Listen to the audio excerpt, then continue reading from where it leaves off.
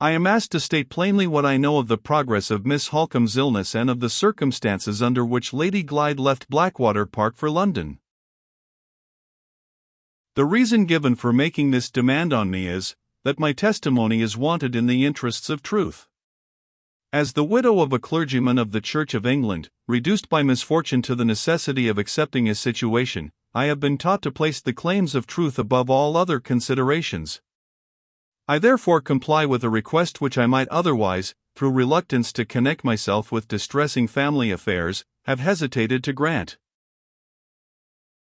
I made no memorandum at the time, and I cannot therefore be sure to a day of the date, but I believe I am correct in stating that Miss Holcomb's serious illness began during the last fortnight or 10 days in June. The breakfast hour was late at Blackwater Park, sometimes as late as 10, never earlier than 9:30. On the morning to which I am now referring, Miss Holcomb, who was usually the first to come down, did not make her appearance at the table. After the family had waited a quarter of an hour, the upper housemaid was sent to see after her, and came running out of the room dreadfully frightened. I met the servant on the stairs, and went at once to Miss Holcomb to see what was the matter. The poor lady was incapable of telling me. She was walking about her room with a pen in her hand, quite light-headed, in a state of burning fever. Lady Glyde, being no longer in Sir Percival's service, I may, without impropriety, mention my former mistress by her name, instead of calling her my lady, was the first to come in from her own bedroom. She was so dreadfully alarmed and distressed that she was quite useless.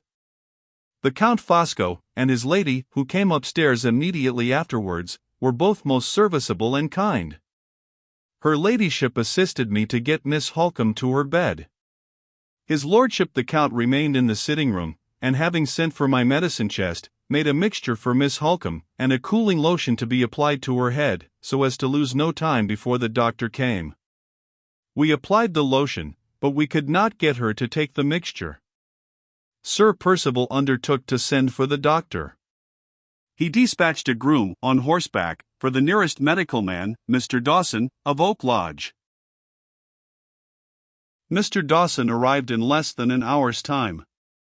He was a respectable elderly man, well known all round the country, and we were much alarmed when we found that he considered the case to be a very serious one. His lordship the Count affably entered into conversation with Mr. Dawson, and gave his opinions with a judicious freedom.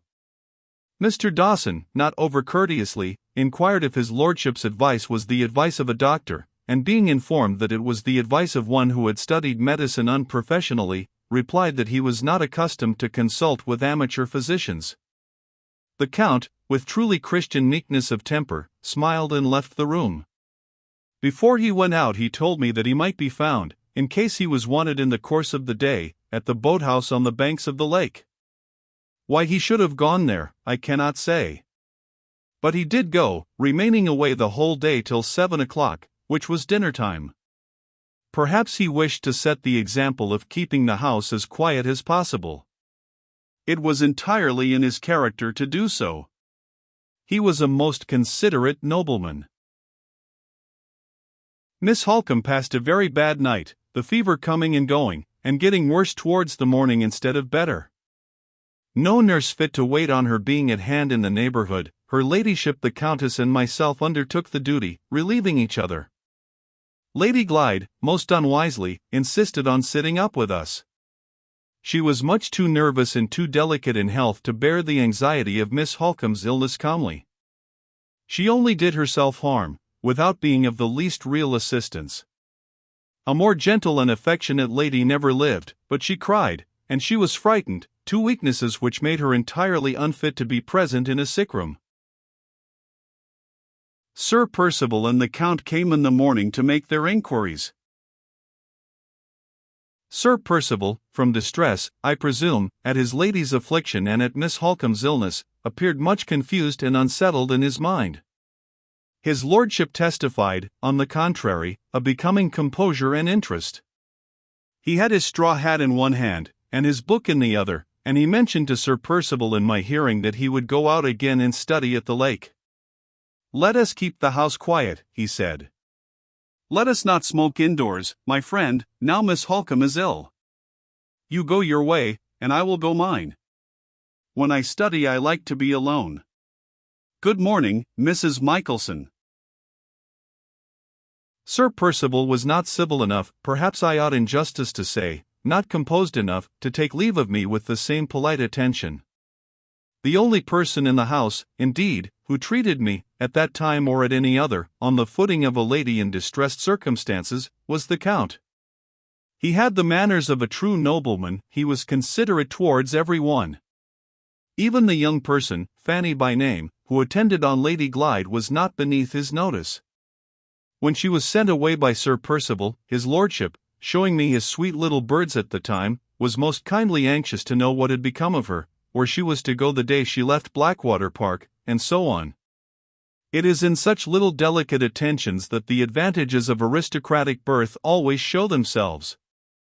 I make no apology for introducing these particulars, they are brought forward in justice to his lordship, whose character, I have reason to know, is viewed rather harshly in certain quarters.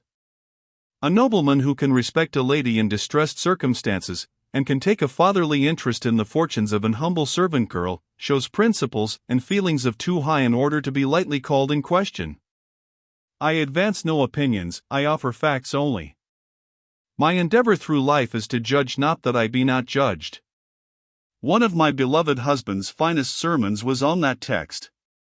I read it constantly, in my own copy of the edition printed by subscription, in the first days of my widowhood, and at every fresh perusal I derive an increase of spiritual benefit and edification. There was no improvement in Miss Holcombe, and the second night was even worse than the first. Mr. Dawson was constant in his attendance. The practical duties of nursing were still divided between the Countess and myself, Lady Glyde persisting in sitting up with us, though we both entreated her to take some rest. My place is by Marian's bedside, was her only answer. Whether I am ill or well, nothing will induce me to lose sight of her. Towards midday I went downstairs to attend to some of my regular duties. An hour afterwards, on my way back to the sick-room, I saw the Count, who had gone out again early, for the third time, entering the hall, to all appearance in the highest good spirits. Sir Percival, at the same moment, put his head out of the library door, and addressed his noble friend, with extreme eagerness, in these words. "Have you found her?" His lordship's large face became dimpled all over with placid smiles, but he made no reply in words. At the same time Sir Percival turned his head, observed that I was approaching the stairs, and looked at me in the most rudely angry manner possible. "Come in here and tell me about it," he said to the Count. "Whenever there are women in a house they're always sure to be going up or downstairs." "My dear Percival," observed his lordship kindly, "Mrs. Michelson has duties. Pray recognize her admirable performance of them as sincerely as I do. How is the sufferer, Mrs. Michelson?" "No better, my lord, I regret to say." "Sad, most sad," remarked the Count. "You look fatigued, Mrs. Michelson. It is certainly time you and my wife had some help in nursing. I think I may be the means of offering you that help. Circumstances have happened which will oblige Madame Fosco to travel to London either tomorrow or the day after. She will go away in the morning and return at night, and she will bring back with her, to relieve you, a nurse of excellent conduct and capacity, who is now disengaged. The woman is known to my wife as a person to be trusted. Before she comes here say nothing about her, if you please, to the doctor, because he will look with an evil eye on any nurse of my providing. When she appears in this house she will speak for herself, and Mr. Dawson will be obliged to acknowledge that there is no excuse for not employing her. Lady Glyde will say the same. Pray present my best respects and sympathies to Lady Glyde."